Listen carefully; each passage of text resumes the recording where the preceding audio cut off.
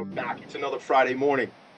I made the trek. I made the journey from the kitchen, 2 cups of coffee, a big mason jar of water. Your boy, the one and only, the nonprofit sector connector, coming at you from the top of my house, just below the roof in the attic. There's proof that I'm in the attic in my house because my dog Cheeto keeps howling downstairs because he wants to come up to the attic. But I said, dude, this is my show, not your show, Cheeto.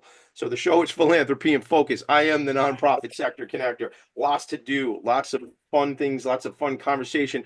Fred Skanga is my guest, executive director, Long Island State Veterans Home at Stony Brook University. Fred, what's up, man? What's going on? Hey, Tommy D, good morning to you and happy holiday, Christmas, Hanukkah, Kwanzaa. Let's throw all three in and a 100%. prosperous and healthy 2025, my friend. I love it. Right back at you, my man. Yes, happy holidays to everybody. Whatever your celebration is, we wish you a happy holiday, a happy season. It is a great time of year. Everybody's fired up. So much good stuff going on. And I just hope the momentum of philanthropy and give back and volunteerism goes right into 25. This is a time of year when everybody's like, let's do the food drive, starting back at Thanksgiving and Giving Tuesday. Don't forget about your nonprofits. Get involved, volunteer, get involved, do the work. Couple quick things before Fred and I get into this important conversation. I got to shout out the Long Island Imagine Awards. I am going to share my screen right here on the show live and just tell you what's up with the Long Island Imagine Awards. We just selected, I say we, the committee of the Long Island Imagine Awards selected the semifinalists of the 2025 Imagine Awards.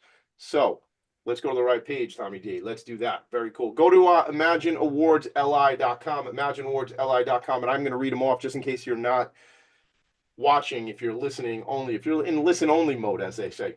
The Serenian Associate Social Impact Award, you have ACDS, Catholic Charities of Long Island, Friends of Karen, People's Ark of Suffolk, Stony Brook Children's Hospital. Shout out to Stony Brook, right, Fred? Absolutely.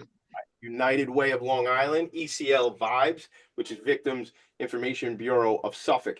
The Sir Tillman Bowden Leadership Excellence Award. We have Suzanne Chimera from Hair We Share. Hampton's Community Outreach. I'm wearing the hat right now. You guys can't see it because I'm sharing the screen, but shout out to Merritt Mullen out at Hampton's Community Outreach. What a really, really important organization doing great work. Lauren Wagner at Long Island Arts Alliance. Terry Magro, my friend, over at the Michael Magro Foundation.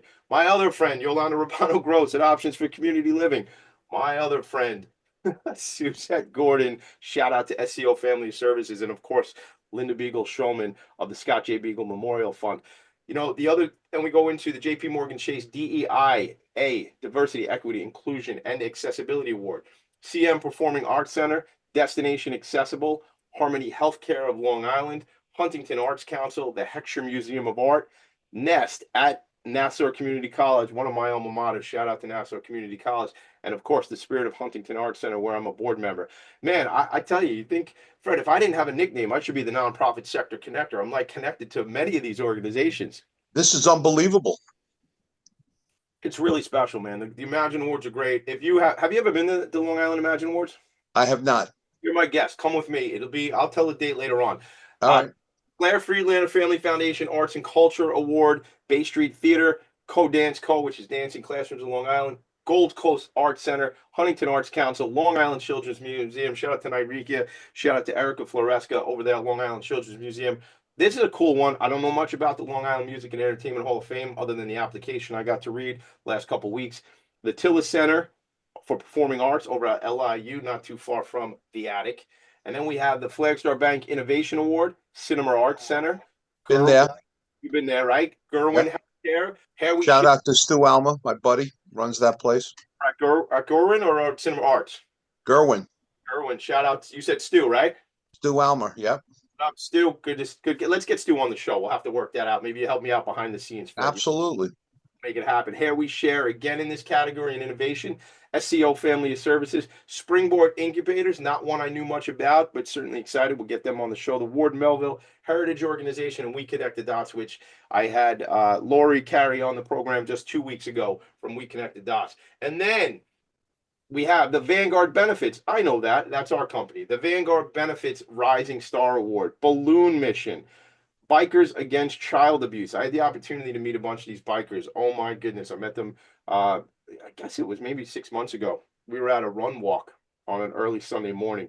Unbelievable work they do. The Center for Environmental Education and Discovery, Long Island Lending a Helping Hand. Nosh delivers, again, local to the attic. Shout out to the team at Nosh. Welcome to the Imagine Awards. I was thrilled to see the application. Quag Wildlife Refuge and Sibs Place. Lastly, before I get into this conversation with my friend Fred Skanga, Hall of Fame winner being inducted into 2025 Hall of Fame, the Jovia Financial Credit Union Hall of Fame goes to the LGBT Network. And it was only last week. I'm going to stop sharing, gang. Go to imagineawardsli.com. It was only last week, Robert Vitelli, who is the CEO of LGBT Network, was here right on the program. So, Fred, a couple weeks ago, back in November, you and I didn't even really know each other up until like a month and a half ago, right? It was Right.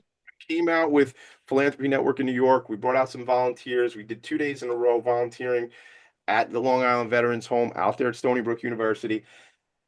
It was my first interaction with the team. It was my first interaction with you. And then the funny thing about it is just how life works. We were also scheduled for November 15th, where I was Right. the quote unquote MC Tommy D at Philanthropy Day. And you were one of the panelists. And Robert Vitelli, who I just mentioned, was one of the panelists.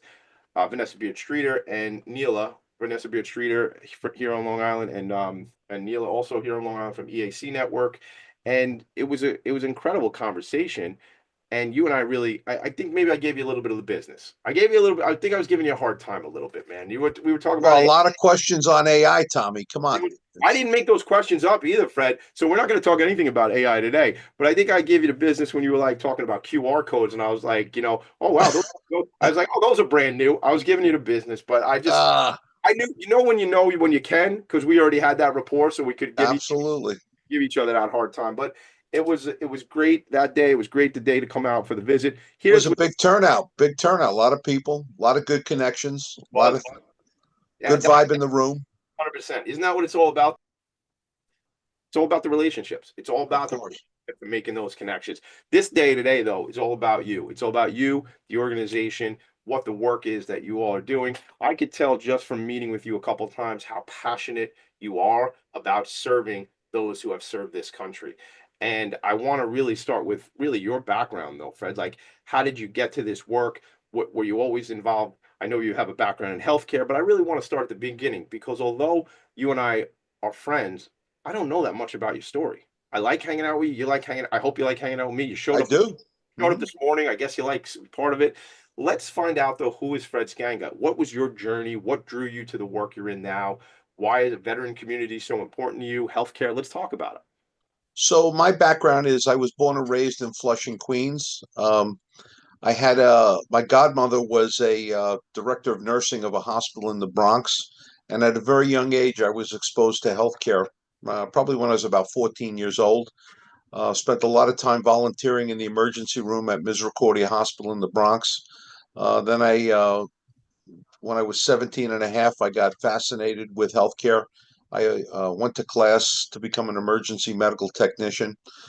Day after my 18th birthday, I took the state test and became the youngest emergency medical technician in the state of New York.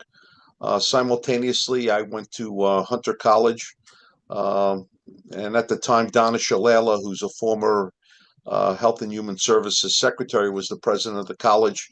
I don't know if you remember, Tommy, back when Mayor Beam was the mayor of New York, massive budget cuts. And I have my EMT license, and they eliminated all the physicians and nurses from all the CUNY colleges.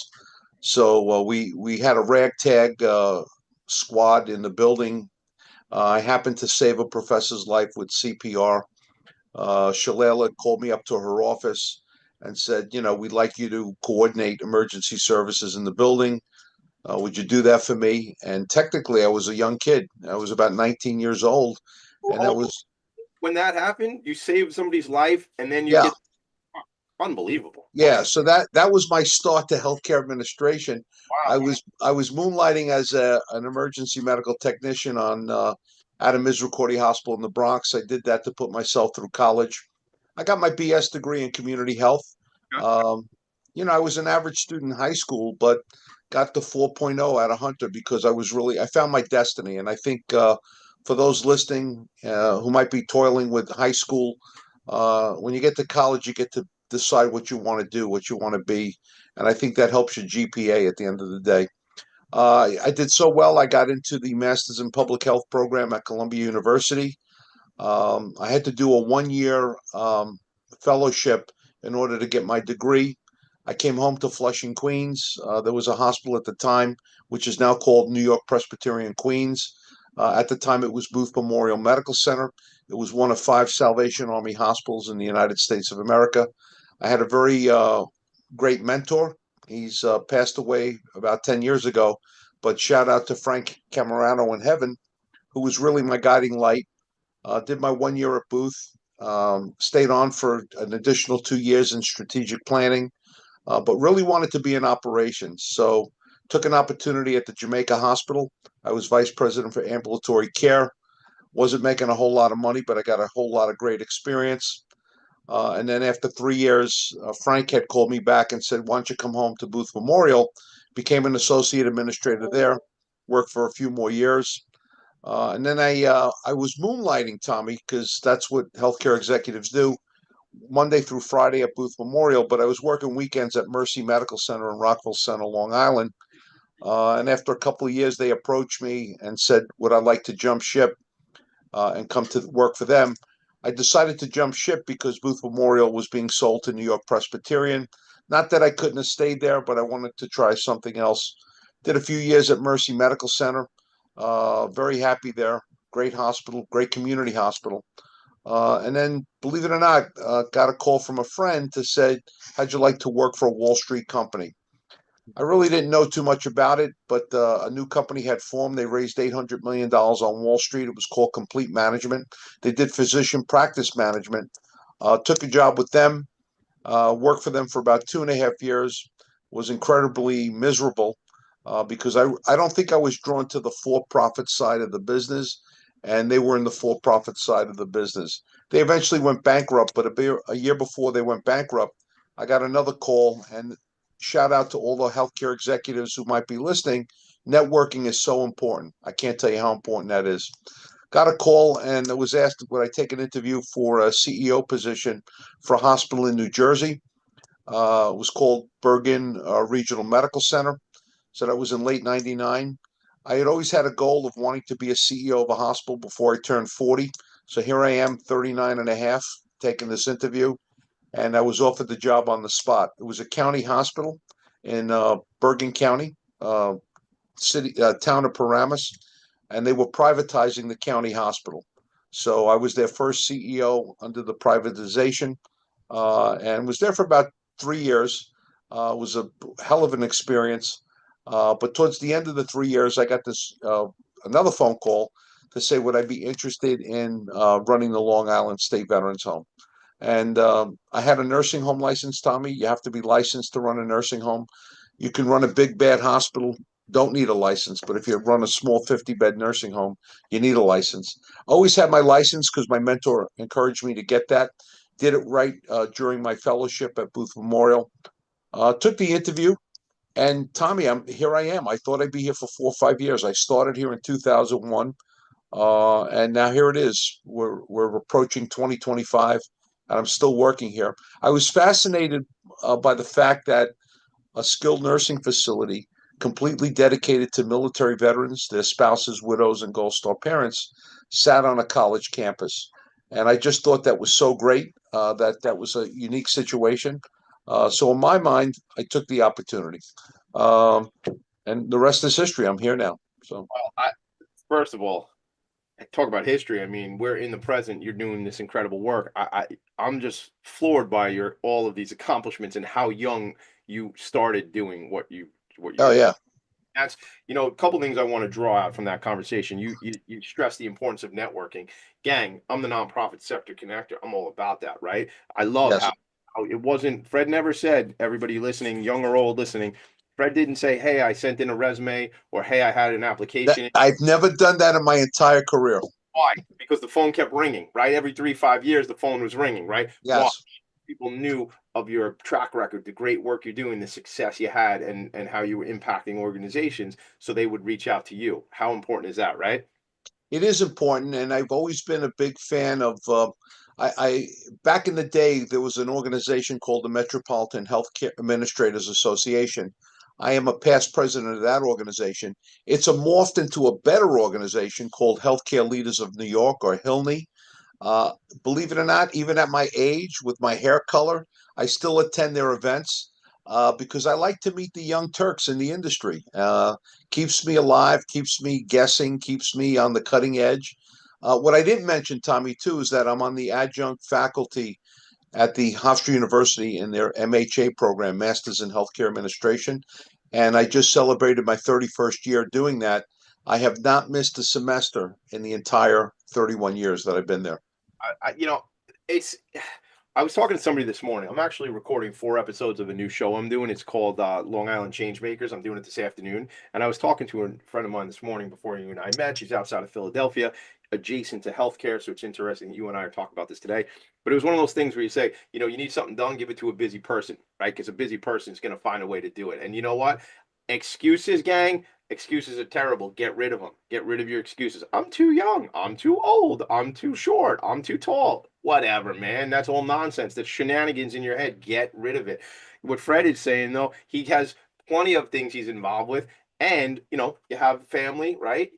So it's not like a situation where you didn't find time to do the whole thing. No, I mean, my dance card is full, but because I want it to be full and I enjoy it. And to be honest, Tommy, I'm struggling with the idea of potentially retiring because I really love what I do. So, Can't do it. Don't you do it. We'll talk. We're going to talk about that when we come back. We'll take a quick break. What I want to come back with is too. We talked about networking. I want to talk about that piece with young people and mentoring. And you keep mentioning your mentor, who his name was Frank or Fred. I Frank Camerano. Camerano. So I want to talk about the importance of mentoring. I want to talk about that thing you said about when folks get to college versus high school and they get to make their own choices, which I talk Sure. to Home for Children about. So Fred Ganga is with me, Long Island State Veterans Home out at Stony Brook. We're going to talk about the organization. We're going to talk about the impact of the organization. But right now, we're going to take a quick break. Right back. Are you a conscious co-creator? Are you on a quest to raise your vibration and your consciousness? I'm Sam Leibowitz, your conscious consultant, and on my show, The Conscious Consultant Hour, Awakening Humanity, we will touch upon all these topics and more. Listen live at our new time on Thursdays at 12 noon Eastern Time. That's The Conscious Consultant Hour, Awakening Humanity, Thursdays 12 noon on talkradio.nyc.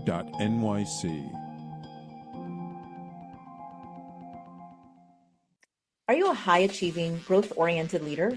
Are you interested in developing your authentic leadership while creating a healthy, inclusive workplace? Hi, I'm Dr. Mira Brancu, host of The Hard Skills on talkradio.nyc at 5 p.m. Eastern on Tuesdays, where we discuss how leaders develop the hard skills needed to make a greater impact. We interview experts, have live coaching, and tackle these challenges. Listen to The Hard Skills on Tuesday at 5 p.m. Eastern on talkradio.nyc. You're listening to Talk Radio NYC. Uplift, educate, empower.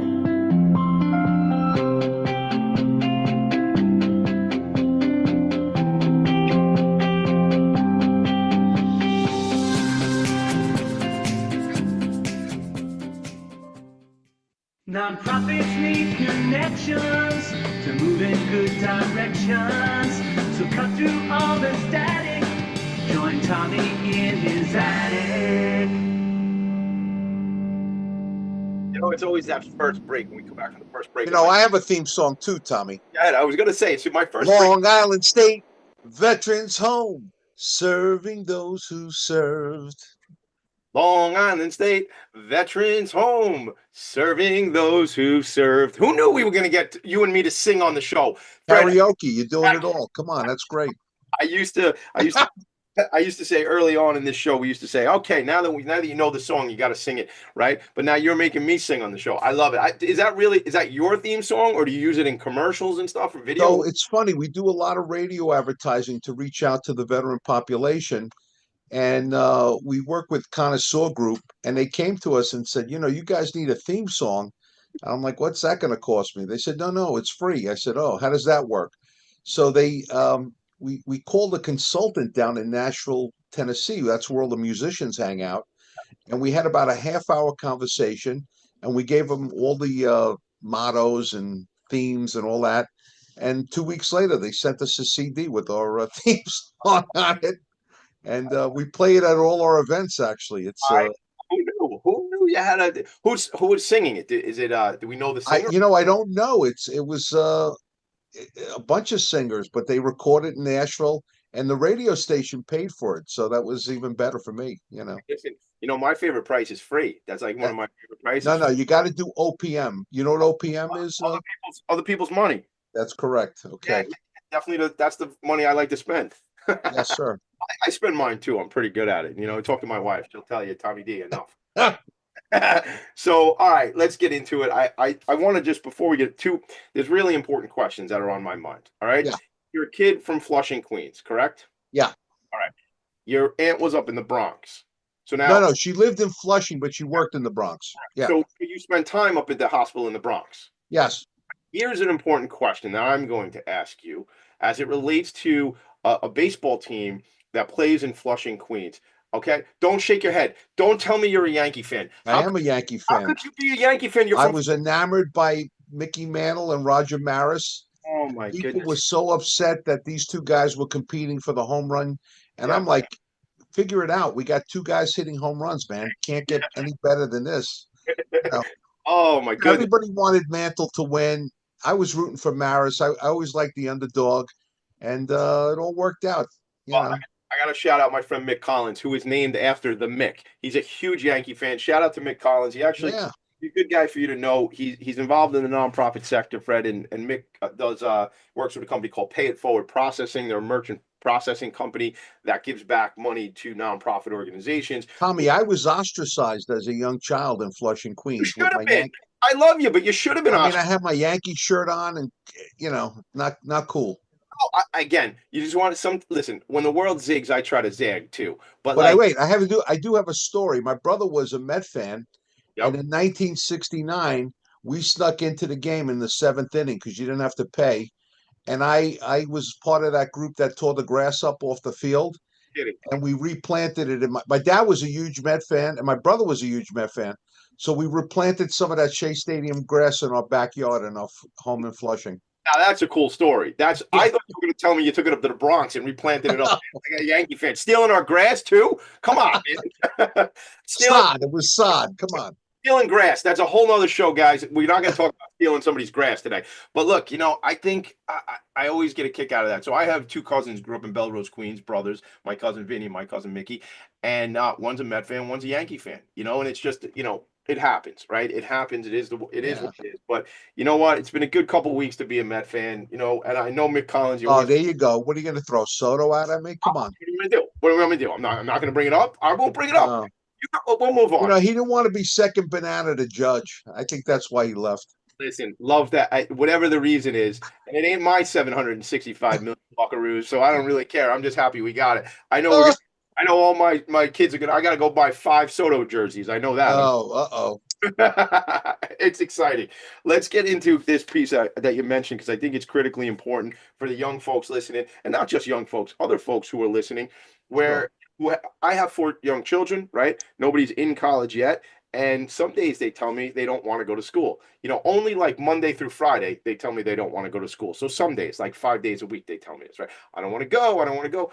My deal is like, let's get involved and find something you're really fired up and interested in, right? We got to get you through high school. That's a non-negotiable, right? After that, though, after school, like I have sons who are very involved in sports. One of my daughters is very involved in performance and singing and things like that, right? So they have extracurricular activities and extracurricular interests. But something you said there, when you go to college, you get to make different decisions. I would say though, you were 17 and a half being, signing up to be an EMT. You were 14 working in a hospital, right? You yeah. did this young. You found something that interested you, right? Yeah, I think parents really have a responsibility to provide their kids with a lot of experiences best they can. I'm blessed to have 2 great kids. My oldest daughter, Danielle, is a pediatric cardiologist at Boston Children's. And my young one, Tommy, is on CBS News, Nicole Skanga. She's a journalist out of Washington, D.C. But I think back to my daughter, Nicole, who attended Cold Spring High School, and I never thought she was going to graduate because she was involved in so many extracurricular activities that she didn't have time for school Monday through Friday. And the amount of sick days she had on her card was like, I don't think you're going to graduate. You know what? Went on to go to Notre Dame in a scholars program, went on to go to Oxford to get her master's degree. But when I watch her on TV now, I keep thinking about all the 14 different plays she was in when, theatrical plays from elementary school up to high school. And she found a way to find out to do what she loved because she didn't love the other stuff in school, but there were certain parts that she loved and she made a career out of it. Meanwhile, my other daughter, smart as a whip, uh, loved the sciences, went down to Vanderbilt to get a degree in biomedical engineering, and then went on to find her passion as a physician. But we always gave our children experiences every winter break, every summer break. We wanted them to experience, all different kinds of occupations. So, Yeah, I think that's what it is too. And you do get to make that extracurricular jump when you're at the college level, right? yeah. I like some Tommy, when I started Hunter College, this was before computers because I'm a little older than you, but they handed me the course outline book, and I took it home with a highlighter, and I just went through this book, and I said, "My God, look at all these courses I could take that I really think I would like," and I just kept highlighting them, and that's what I did for 4 years, and then they gave me a job while I was there too and paid my tuition. So it was, I yeah. carried a beeper around all day in class Why?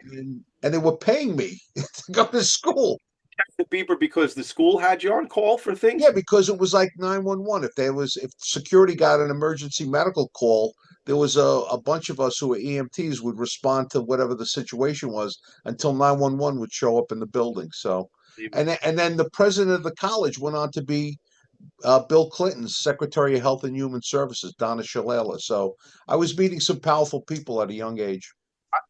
So let me talk to you about that piece, and then we're going to get into the veterans home. But let's talk about, were you intimidated as a young person meeting, these influential people? No, I had a skill. They needed that skill. I kind of monetized it a little bit. Yeah. Um, and I tell young people, it's great to go to school. It's great to get a great degree, but show us where on your resume that you got your fingernails dirty, and that's very, very important. I teach now in the graduate program at Hofstra, future healthcare executives, healthcare leaders, and they're getting a great academic experience. But some of them choose not to work while they're going to school, and I'm like, that's not the right thing to do. You have to figure out doing something. It doesn't even have to be in a leadership role. Just work in a hospital, see how it operates, see how it works. Be exposed to it. So It should be though in that field. It might not, they shouldn't, listen, everybody does what they got to do. I was a bartender, shocking probably to everybody here with my personality, but I attended bar right. to put myself through college. But I wonder I'm thinking, I want to key in on what you're saying. They should have some level of experience in the trades of what they want to do, right? Tommy, listen, I'm going to Columbia, all right, university. Yep. I'm going. So this was before Obamacare, and my parents called me into a room and said, "You know what? You need health insurance because you're no longer covered after you're 21." I'm like, "What do you want me to do?" They said, "Well, you got to get a job." I'm like, "Okay, I'll get a job." So I used to work Saturday night, 7 p.m. till 7 a.m. the next morning, Sunday, go home and crash back in Queens, come back to the Bronx at 7 p.m. on Sunday night, work till 7 a.m. the next morning. Now, what does that mean? I got my 24 hours in a weekend. So you needed 20 or more hours Get a your week to get insurance. healthcare benefits. Yeah. Right. But at 7 a.m. on Monday, I was headed to class at Columbia for a full day. Oh, You know, and I had a partner at the time who liked to be in the mix. Yeah. He wanted to respond to every call. And I'm like, no, no, no, no. Let's go a little bit easier tonight. I gotta go to school tomorrow, so Unbelievable. Yeah, well, I mean, that's what it is. It's like you were in the work, but you know what? That's a young man's game too, to hustle like that over the weekend. yeah, but Tommy, it teaches you resiliency, and I don't think we're doing that now for kids. I think that's the problem, you know. Well, the issue, not the problem. So I think it's a challenge the issue. challenge, yeah. I'm with you on that. I mean, it's we have to. God, you said get your nails dirty. God, really? Let's go. Like get gritty. Like what? You know, I see it in like some youth sports and things like that. Mhm.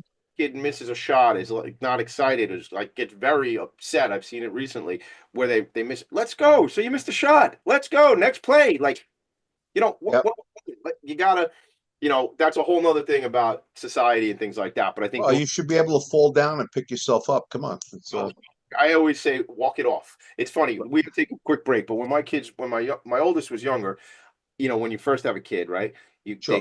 they fall down and you get worried and you go, oh my God, right? Like, and then they react or respond to that, right? So like now they cry, but then you're like, yo, let's go, walk it off. Like by number 4, we're like, let's go, kid, let's go.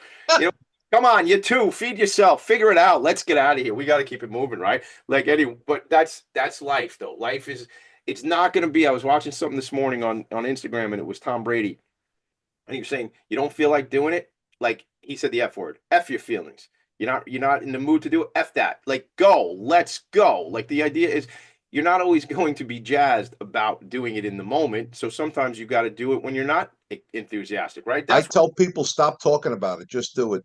do it. Nike does that, right? Exactly. Yep. Yep. We're going to take a break. We're going to come back. We're going to learn about the organization, a day in the life. You're going to walk us through what goes on, You how got it. services that the organization provides, that whole thing. We're way over on break time, but that's what we do here on the show. Welcome back or not welcome back. We'll be right back. Thank you. Hey everybody, it's Tommy D, the nonprofit sector connector, coming at you from my attic. Each week here on talkradio.nyc, I host the program Philanthropy and Phocus. Nonprofits impact us each and every day, and it's my focus to help them amplify their message and tell their story. Listen each week at 10 a.m. Eastern Standard Time until 11 a.m. Eastern Standard Time, right here on talkradio.nyc. Hi, I'm Linda Marsanico. The A Train to Sedona is a memoir about my journey to love and compassion. It's also the name of my new broadcast on Wednesdays at 12 noon. When we are spiritual, we embrace possibilities and ideas, which strengthen our mind, body, spirit, health, and wisdom. On the A Train to Sedona broadcast, I plan to interview guests who embrace these expansive practices. Join us on Wednesdays at 12 noon on Talk Radio New York City. You're listening to Talk Radio NYC at www.talkradio.nyc. Now broadcasting 24 hours a day.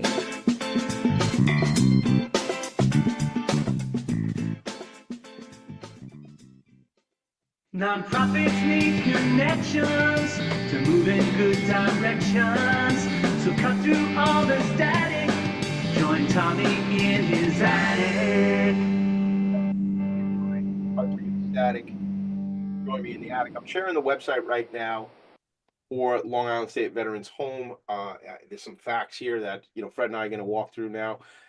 Fred, when I first met you, you had shared with me, like it was so long ago, 6 weeks ago. I was like, when I first met you, like when we when we first met, you told me this story about Abraham Lincoln and the organizations. So can we start there? Can you give me the history of State Veterans Home? What's that all about? Let's get into what you all do out at your Sure, Tom. Thank you for that. And don't confuse us with the Veterans Administration or the VA. We receive funding from the VA, but there's 171 state veterans homes in our great country. Each and every one of them is owned and operated by the state that they're in. Every state has at least one home, and so does the Commonwealth of Puerto Rico. But Abraham Lincoln, who we affectionately call number 16, he was trying to bring the country back together after the Civil War. He did two things. He said whether you served in the Union Army up north or the Confederate Army down south, we have a responsibility to take care of our soldiers and sailors, and that's what he did by forming the VA. VA today has they have a whole big section on healthcare, and they have about 150 VA hospitals around the country. For your listeners on Long Island, we have the VA hospital in Northport, does a great job for our veterans. But what people don't realize is simultaneously, Lincoln founded the State Veterans Home Program, and it's the oldest partnership in the history of government, American government, between Washington, D.C. and all 50 states. So what they do is they put out a call back in the 1800s to say, hey, if your state is willing to build a home, which essentially is a nursing home.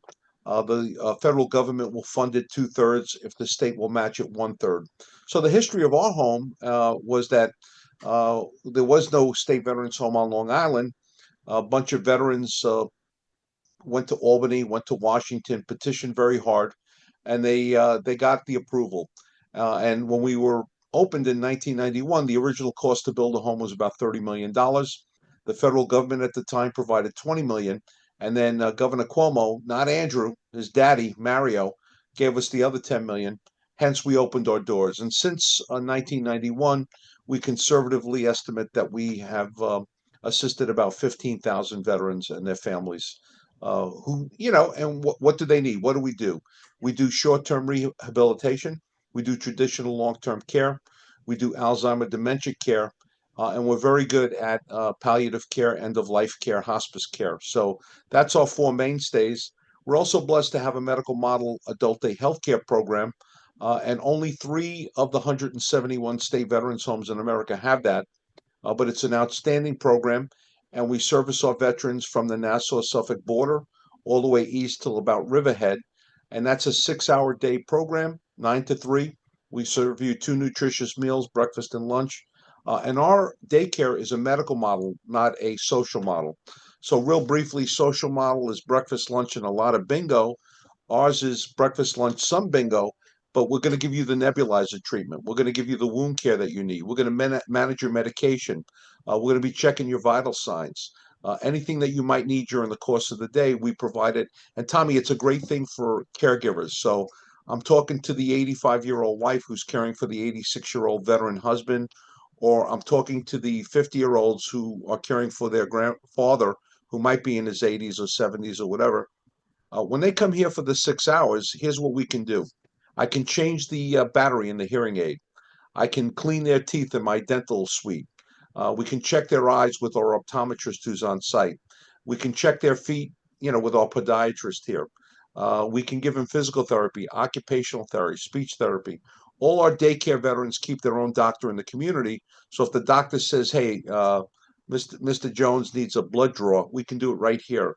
So, and then we can give them a haircut too. So I've just saved the caregivers about 10 trips in the community. So that's what we do with daycare. On the nursing home side, Tommy, we can't do enough for our veterans at the end of the day. We still have about 20 World War II veterans in the building. I got one D-Day survivor here as well. We have a lot of Korean War vets, maybe about 80 or so. But the fastest growing population, sadly, because they should not need a nursing home, because they're in their mid to late 70s, is our Vietnam veteran population, all exposed to Agent Orange. You talk about kids not knowing history. You ask the average elementary school or high school kid, what's Agent Orange? They have no idea. Meanwhile, we have a whole, sector of veterans who are suffering the ravages of Agent Orange, whether it be cancers, musculoskeletal disorders, whatever. So, I'm not a veteran. I was after Vietnam and before 9/11, but as a healthcare executive, I'm very patriotic, and coming here has been my ultimate dream and giving back to our veteran population. We call them the 1%, Tommy. Never forget that less than 1% of Americans have wore the uniform of the Army, Navy, Air Force, Coast Guard, Marine Corps, and now the Space Force to protect the freedoms that we enjoy each and every day. So for me, I'd like to tell you it's a job. It's actually a calling. I've been here 23 years, and I hope to end my career here as well. Love that. Well, not any time too soon, right? I mean, Right. Okay, you got it. what would you do if you were like not working? You'd still be doing a million things, right? It's not like you I would, golf, but you can't do that much golfing, listen, I play too, but I don't want to play that much. Like, I get to the 14th hole, I'm pretty much done. So There you go. every day would be something else. The 1%, I jotted down a couple things I want to talk about. First of all, obviously, all our gratitude and thanks to our veterans and who, for many times in our history, have not gotten the gratitude that they deserve. So we just put that out there now. Fred and I mean, Fred, we can't, guys like us can't be thankful enough for the work veterans have done. And I don't want to say it's all the time, but in a number of cases, our veterans don't get the support and appreciation that they need. And there are other challenges that we talk about this number, 22 a day. It's absolutely tragic Yes. that veterans are not finding the support, connection, relationships, mental health services that they need, and they attempt and or take their own lives. That is tragic. It is a tragedy. It's a travesty. We can't say enough about it, and I'll just leave Well, that. homelessness too, Tommy. 100%. You got the suicide issue, you got the homelessness issue. There's a lot of issues. I think sometimes we just don't get the information to our veterans quick enough.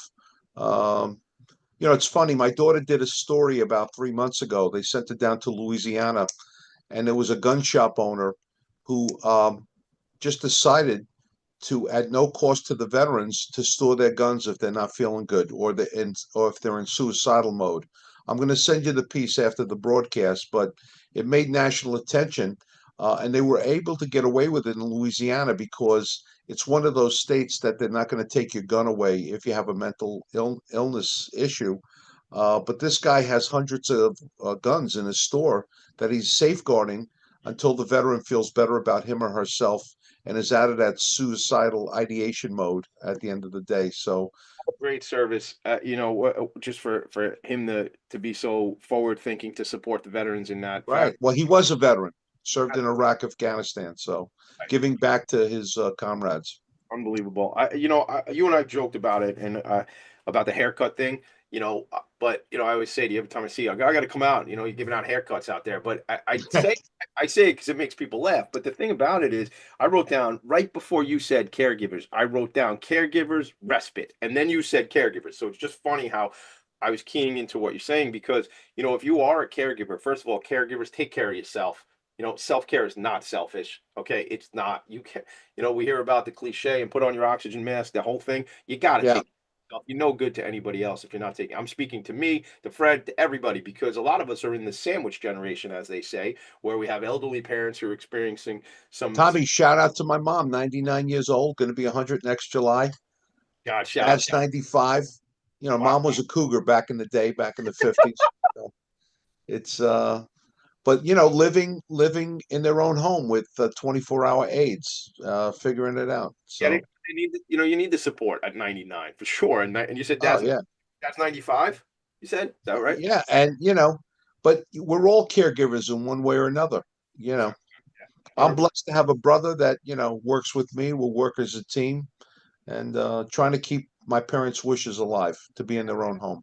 That's a beautiful thing. And if you can do that and get them the support, and then again, if somebody can't get the support they need, and then they come into an organization like yours, if they're a veteran, but it's not, I 100%. want to score something too. Just that last piece, a couple things actually. The fact that you say it's a respite time, I say for the caregiver, because the individual's now with your team in this medical day hab, right? Is that the best term? Yeah, it's called adult day healthcare. Adult day healthcare. So again, you can get all those services and still have the community doc. However, it's not like the caregiver is running to 6, 7 doctor appointments because much of that can be handled when they're visiting with you. Correct. That's critically important. And then the other piece is, the caregiver gets kind of time to breathe and have. Yeah, well, listen, if the person they're caring for had dementia, was up all night, now they can take a nap. They can go grocery shopping. They can get their own hair done. Those are we give them a solid 6 to 8 hours to get that done during the day. And just touch on this before we go to a quick break, Fred. Also, I met some people when I was out for a visit that are spouses of somebody who served. So just Yeah, so we do. New York State law allows us to care for spouses and widows too. Truth be told, I always have to give an available bed to a veteran before I can do to a spouse or widow. But currently, we probably have about 15 or so spouses or widows in the building here. And we also take care of Gold Star parents, Tommy. So for audience members who don't know, a Gold Star parent is a mother or father who lost a son or daughter during military service. So it doesn't necessarily have to be combat. They could have got killed during training or some other aspect, and we'll take care of them as well. Yeah, I remember, we'll go to break in a second, but I remember, so I went to Chaminade High School out here on Long Island, and they always every year would have a Gold Star Mass for the families of who had lost someone who. So you went to school with Bill O'Reilly? Oh, you're not that old. We went to the same building, I don't. Okay. I was born in 78. I think Bill O'Reilly is 78. Like I think that's it. But yeah, same school, same school. And actually one of the members of not YMCA, the Village People was I don't remember which one it is. Maybe What, I'll a classmate of yours? not a classmate of mine. Again, I'm not that old, but like went to Chaminade, was a graduate of Chaminade. I don't know if it was the phone guy or the American Indian guy. I don't. Okay, It was one of the people in the Village People. So the that's a fun fact. there was a baseball player too. Oh, you know who also went to Chaminade? And then we got to take this break. Al D'Amato, right? I think. Yeah, and Brian Dennehy. Remember the actor Brian Dennehy? Yes. Yeah, Very, Brian yes. Dennehy. I no, Fred. I was not in class with him either. He's gone, but he would probably be 100 if he was around. Hey, So listen, I went to Archbishop Malloy, and we had Ray Kelly, the infamous Andrew Cuomo. sure. Yeah. Well, it's funny. So both my cousins. Kenny the Jet, Yes. Yeah. basketball. He went to Yes. my school. So both my cousins and all my friends from Belrose, Queens, not all, but a majority of these guys are Malloy guys. So Yep. shout out to Shout out to my Stanner brothers. yeah, Come shout on. out to the Downers. And I got a funny story. It's a guy used to come to the bar when I was a bartender. His name was Chaminade Steve. And if any of my friends are listening, oh my God. Chaminade Steve used to come in, and it was back when you could smoke cigarettes we called him Chaminade Steve. That wasn't his name, but he would come in and smoke cigarettes at the bar, and he would say, Jack Curran won't play us. And I go, what are you talking about? I go, I'm 22 years old. I haven't been in school in 3 years, right? Whatever it was, Jack Curran, the basketball coach, would never play. He was God. Yeah, but he wouldn't play apparently Chaminade basketball. And I would say to Chaminade Steve, dude, I don't really know. I don't really care. Like I don't I'm not in that world. I wasn't even on the basketball team when I was in this. Wow. So, Wow. Jack By the Curran. way, I don't know. He just passed away. Lou Carnesecca. He Yes. coached at Malloy before he went to St. John's. I don't know if you knew Not that. know that. No, I did know he had just obviously. Actually, the predecessor, St. Anne's, was before Malloy. It was St. Anne's before it was Archbishop Malloy. Yes. All It right, we became gotta Malloy like in the late 50s. I'll call you at 11:15. We'll talk high school basketball for an hour. All right, but Oh now my God. I'm kidding. We won't. We'll take a quick break. Fred and Tommy in the attic. We've lost control of the show, which is exactly what we were supposed to do. We'll be right back. Were you an essential worker during the pandemic? If you needed to learn stages of epilepsy, did you depend on advocates? Did you use new innovations to cope with mental and neurological issues? Maintaining high quality of life and keeping good mental health are what we all strive for. I'm Frank R. Harrison, host of Frank About Health, and each week top healthcare influencers, professionals, and innovators answer these questions and more. Stay tuned on Thursdays at 5 p.m. on talkradio.nyc, and I will continue to be frank about health with all of you. Are you a conscious co-creator? Are you on a quest to raise your vibration and your consciousness? I'm Sam Leibowitz, your conscious consultant, and on my show, The Conscious Consultant Hour, Awakening Humanity, we will touch upon all these topics and more. Listen live at our new time on Thursdays at 12 noon Eastern Time. That's The Conscious Consultant Hour, Awakening Humanity, Thursdays 12 noon on talkradio.nyc. You're listening to Talk Radio NYC at www.talkradio.nyc. Now broadcasting 24 hours a day.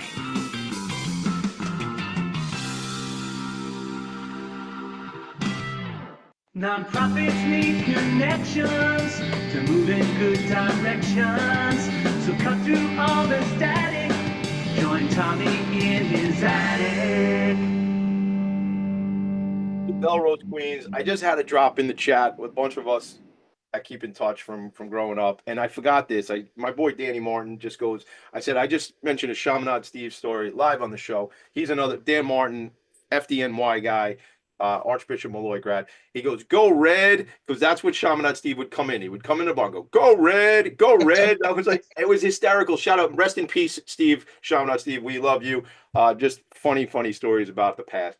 Fred, let's talk about, how does somebody get involved, whether they want, if they have a family member and who needs services provided by Long Island State Veterans Home, how do they connect with you and the organization? Sure. Well, first and foremost, Tommy, I want our veterans who are listening today, as well as their family members, to know that there are some great entitlements that veterans are entitled to as it relates to long-term care. If you were honorably discharged from the military, Most of our vets don't know this, but you have a nursing home benefit, which is currently $144.10 per day. But you can only use that benefit at one of the 171 state veterans homes in the country. Want to mention that New York State has 5 homes. We own the franchise on Long Island, but the next closest state veterans home is probably in your listing area, and that's in St. Albans, Queens by JFK Airport. Then we have a home in Montrose, which is in the Tarrytown, Sleepy Hollow area, Hudson Valley. And then we have one in Batavia near Buffalo and one in Oxford, which is near Binghamton. That being said, you do get that benefit coming to you. You can only use it at a state veterans home. There is a benefit too for adult day health care, and that's $114.81 per day. Tom, that number goes up every October 1st because that's when the federal year begins in our country. There's a second category of veteran, though, that I hope if anybody knows anybody in this category, they'll share this information. If you're a veteran who has a service-connected disability rating, your rating can be anywhere from 0 to 100, but if your rating is 70% or more, these veterans are entitled to no cost long-term care at any state veterans home in the country. And it's a very important factor, especially with our Vietnam veterans, because anyone in Vietnam who was exposed to Agent Orange is probably 100% service connected. And many of these veterans are unaware of this benefit. So I think I told you I have about 130 or so veterans in this category at the home now. And they're getting great care. But you must know your benefits at the end of the day. Also, if you're in that 70% or more and you live in the Suffolk County area, you're also entitled to no cost adult day health care. We passed a law back in 2017. Myself and my deputy director, Jonathan Spear, we walked the halls of Washington, D.C. Congress. You may or may not know Lee Zeldin. He was our congressman out here in Congressional District 1. When he got elected back in 2016, he said he was serving on the Veterans Affairs Committee, which is highly unusual for a New York congressional member. So we worked very quick. He said, I'd like to do something. What can we do? I said, Lee, veterans who are 70% or more, they get free nursing home care, but they don't get free medical model daycare. And he said, all right, let's pass a law. So we wrote a white paper, it became a bill. And I'm proud to tell you, Tommy, we got that done in 13 months, which is unheard of. And Trump signed it into law. Most bills take 2 to 3 years to get through the halls of Congress. Now, what's important is the day the bill was signed, 6 of our veterans who were living here at the nursing home got to go home and sleep in their own bed and be with their own family because now their daycare was paid for. The family didn't have any other choice but to institutionalize these veterans. Now we deinstitutionalize them and they come to program now and they get to sleep in their own bed and be with their own family at the end of the day. So, Tommy, one of the things I live by, I want to put this out too, is that if you don't like the law, go change it. And we've done that here many times in the last 23 years. If you don't like the law, go change it. You can get involved, gang. Right. That group down there in Washington, D.C., or that other gang up in Albany, I shouldn't use the word gang. I don't mean it derogatory, but those folks those folks in D.C., they work, I don't want to say for us, but they work with us. They do work for us. That is true. Try not to be too arrogant about it, but yeah, they work for us, right? Like we put them in this place. So, but you know what it is also to I don't know if it's come to the defense of, but those folks don't know everything. They need people from community to educate them. They need you to go up there. And, I've been up in Albany with the Queens Chamber of Commerce, haven't been down to DC for things like this, but I would, if you're going down to DC, Fred, and there's things and I can come along and just be another guy to talk to people and try to make impact, I'm happy to do it. We do another show called the Professionals and Animal Lovers Show, all about animal advocacy. We were calling and leaving messages to get the anti-puppy mill bill taken care of, and we left messages for Governor Hochul, and that's it, man. These are just people. Don't get intimidated by them. Just tell them and help educate them. Tommy, my mother's a high school graduate, okay? 99 years old, God bless her. But she taught me one thing. Ready? The squeaky wheel gets the oil. So I say it all the time, right? So I've been telling this story about that phrase because I used to be a knucklehead diva sales guy, right? So I used to give sales managers a lot of grief, right? I want this, and can you fix this? So one day I said, dude, I was talking to this guy. He was my manager at the time. My sales manager's name was Joe. And I go, you know what, Joe? The squeaky wheel gets the grease. And he goes, you know what, Tommy D? Sometimes the squeaky wheel gets replaced. And I laughed. And I said, yes, Good on you. Good on you. It didn't really slow me down a bit being a bit of a diva sales guy, but I Yeah. laugh about it. But the squeaky wheel guys, speak up, advocate. Look, you made a white paper that then became a bill, and then it was a law, right? That's how it Yes. works. Yeah. No, And we discharged 6 people out of the nursing home and got to let them sleep in their own bed at night. So which also, right, the ripple effect of that is that 6 available beds that someone else can then. correct. So it's right. You're right. You're right. Really important stuff. Look, you don't like the laws, get involved, change it, make the world a better place. Fred, how can we help? What do you need, relationship wise, Well, connection? Tommy, we have a very robust volunteer department here. It's under the leadership of Samantha Calandrino. People can go to our website, www.listateveteranshome.org. And I want to give a shout out to Samantha because in our volunteer department, and I think on top, Tommy, you can hit, yeah, there you go, volunteer. Um, she sits down with every potential volunteer and we find out what people like to do. So you're not told what to do when you get here. You're asked what you would like to do, and we connect those dots for you.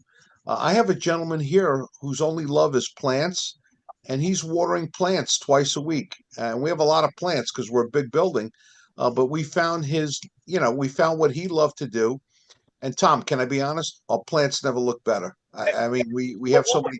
Because he's in flow. He's in his bliss. His bliss is Yep. to plants. That's awesome. Let him water the Well, plants. that and Miracle Grow. Come on, those two things. So it's And then so we do that, and you can volunteer here young as 16 years old.